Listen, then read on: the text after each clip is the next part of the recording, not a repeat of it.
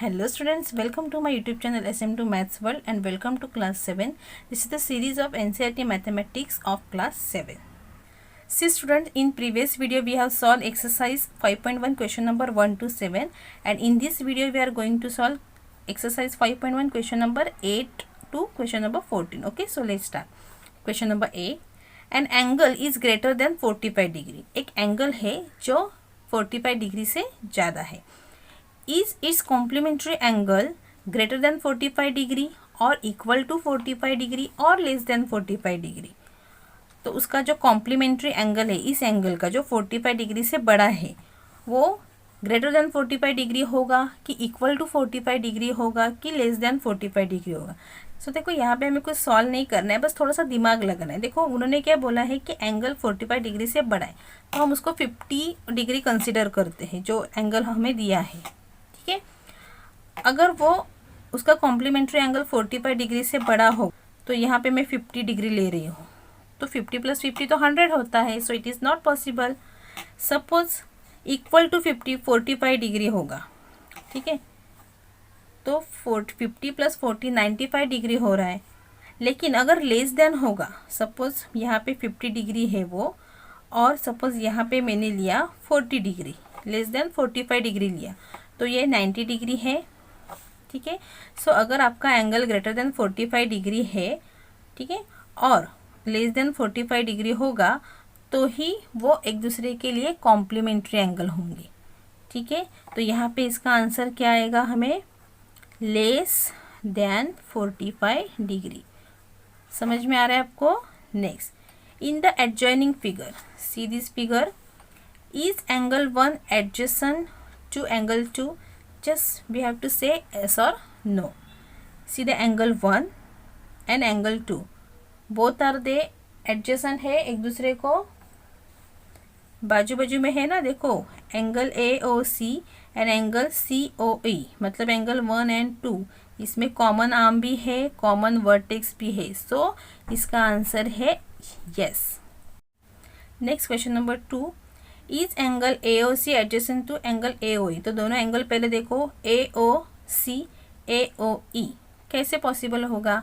ये एडजेसेंट नहीं है. एडजेसेंट कौन कौन से है, ये एंगल और ये एंगल, दो पेयर होते हैं ना उसमें. एडजेसेंट एंगल में कॉमन आर्म कॉमन वर्टेक्स होता है, तो इसमें ऐसा कुछ है क्या, नो. सो ये नो लिखना है. Do angle COE and EOD form a linear pair? COE and EOD ये लीनियर पेयर फॉर्म कर रहा है क्या, बना रहा है क्या लीनियर पेयर? Yes, obviously. देखो स्ट्रेट लाइन है और ये एक आर्म है. ठीक है. Next, are BOD and DOA are supplementary? See BOD कहाँ पे, देखो BOD, ओके, एंड DOA ये दोनों सप्लीमेंट्री है. BOD DOA सप्लीमेंट्री मतलब ही लीनियर पेयर है कि नहीं. So yes. Next, is angle 1 vertically opposite to angle 4? ये देखो एंगल 1 है और ये एंगल 4 है, ये वर्टिकली अपोजिट है कि नहीं. Yes. So right here yes. What is the vertically opposite angles of angle 5? ये जो एंगल 5 है उसका वर्टिकली अपोजिट एंगल कौन सा है, ये देखो ये एंगल 5 है पूरा. तो इसका वर्टिकली अपोजिट एंगल ये है, मतलब angle BOC. So right here angle BOC. Next question number 10. Indicate which pair of angles are? यहाँ पे दिया है देखो vertically opposite angles. Vertically opposite angles कौन से इसमें, सी, ये मतलब ये एंगल और ये एंगल वर्टिकली अपोजिट है, ये एंगल एंड ये एंगल. तो यहाँ पे आप कैसे लिखोगे, एंगल 1 कॉमा एंगल 4 और 2 + 3 ना, एंगल 2 + एंगल 3 एंड एंगल 5, ये वर्टिकली अपोजिट है. बस इतना इजी है. Next, linear pairs. देखो ये है लीनियर पेयर. ये तो कौन कौन से, देखो एंगल 1 एंड एंगल 5. देखो angle 1 and angle 5 are linear pair, ये एक हो गई. और second angle 4 and angle 5. Next question number 11. In the following figure, is angle 1 adjacent to angle 2? Give reasons. Angle 1 angle 2 adjacent है क्या, ये हमें पूछा है क्या, नहीं है. Why? Because their vertex is not common. Common होना चाहिए, वो है क्या, इसमें नहीं है. तो यहाँ पे आपको रीज़न लिखना है. सबसे पहले तो आपको लिखना है angle 1 and angle 2 are not adjacent. वो दोनों एडजेसेंट नहीं है because there vertex is not common.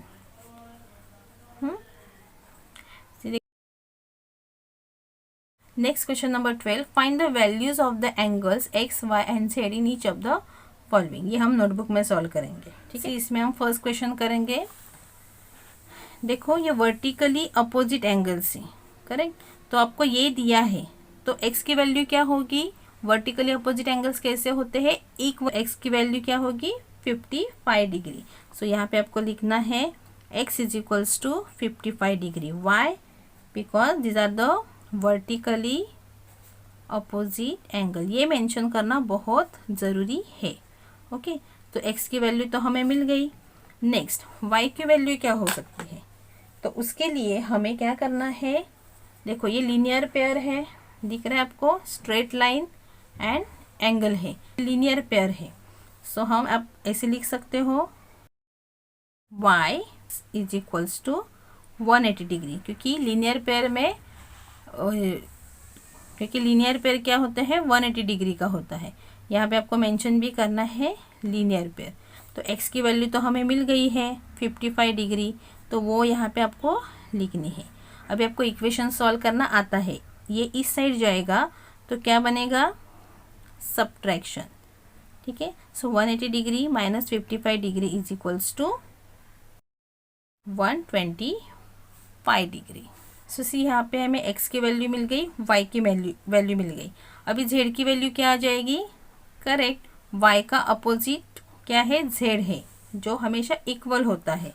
सो यहाँ पे y is equals to z is equals to 125 degree. y again यहाँ पे आपको मेंशन करना है vertically opposite angles. Okay, so इस तरीके से आपको ये सॉल्व करना है. Now see the second one. अभी देखो यहाँ पे ये जो स्ट्रेट लाइन है इसमें 3 एंगल्स हैं. ठीक है, 40 डिग्री, 25 डिग्री, और x की वैल्यू हमें पता नहीं, लेकिन आपको ये पता है कि स्ट्रेट एंगल की जो एडिशन होती है वो कितनी होती है 180 डिग्री. सो आप x की वैल्यू इजीली फाइंड कर सकते हो. देखो 40 degree plus x plus 25 degree is equals to 180 degree, क्योंकि एंगल्स ऑन स्ट्रेट लाइन, ये इसे आपको यहाँ पे मेंशन करना है. Okay, angles on straight line.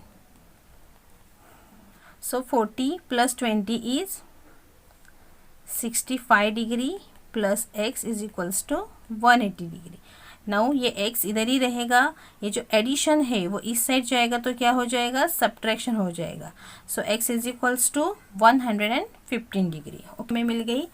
Now next ये जो z है देखो वो एग्जैक्टली इसके अपोजिट है, और जो वर्टिकली अपोजिट एंगल्स होते हैं वो इक्वल होते हैं, इसीलिए z की वैल्यू क्या हो गई 40 डिग्री. तो यहाँ पे हम क्या लिखेंगे, vertically opposite angles. Okay, next हमें अभी y की वैल्यू फाइंड करनी है. तो देखो ये लीनियर पेयर है और लीनियर पेयर हमेशा 180 डिग्री का होता है, तो यहाँ पे हमें z की वैल्यू भी पता है, तो अभी हम y की वैल्यू फाइंड करते हैं. देखो y plus z is equals to 180 degree. Bracket में हमें यहाँ पे मेंशन करना है कि ये लीनियर पेयर है. सो z की वैल्यू हमें पता है 40 डिग्री है, तो वो हम इसमें पुट करेंगे. अभी इक्वेशन आपको सॉल्व करने आने लगा है. 180 डिग्री माइनस 40 डिग्री करेंगे हम. सो आंसर क्या मिलेगा हमें 140 degree. Okay, next question number 13. Fill in the blanks. यहीं पे मैं लिखती हूँ, if two angles are complementary then the sum of their measure is obviously 90 degree. If two angles are supplementary then the sum of their measure is 180 degree. Two angles forming a linear pair are, क्या होते हैं वो, supplementary होते हैं। लिखना है supplementary. If two adjacent angles are supplementary, they form a linear pair.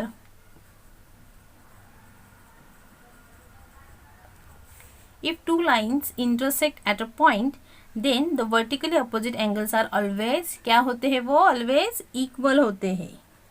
Okay.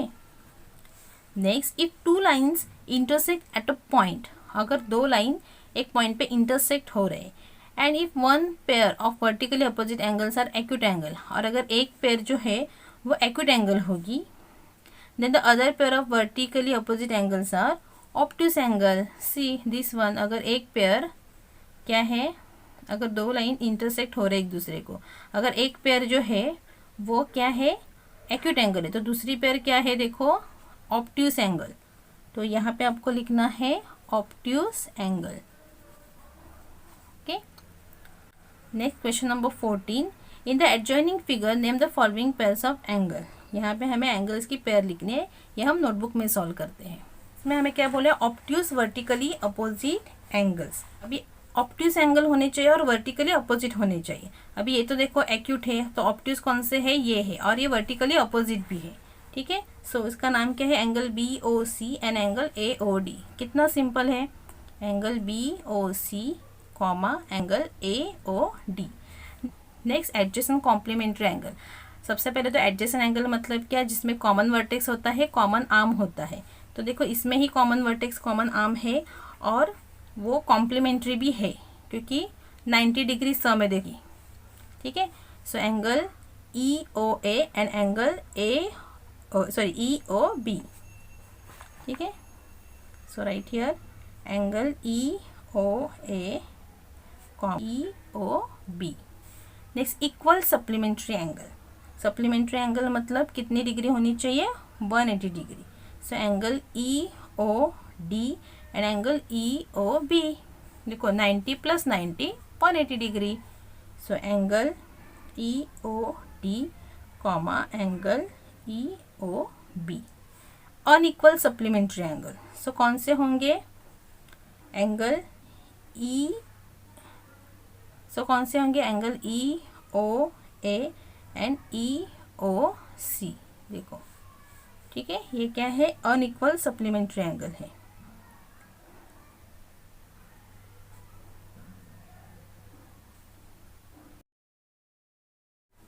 Next adjacent angle that do not form a linear pair. अभी adjacent angle हमें लिखने, लेकिन वो लीनियर पेयर फॉर्म नहीं करते हैं. जैसे कि एक पेयर देखो, angle AOB and angle AOE. ये लीनियर पेयर है क्या, लीनियर पेयर मतलब क्या, ऐसे होने चाहिए, स्ट्रेट एंगल. ओके. सो ये एक पेयर हो गई, angle AOB comma angle AOE. ये फर्स्ट पेयर. सेकेंड हम कौन से लिख सकते हैं, देखो angle AOE and angle AOD. ठीक है. ये भी स्ट्रेट एंगल में नहीं है, लेकिन एडजेसेंट है.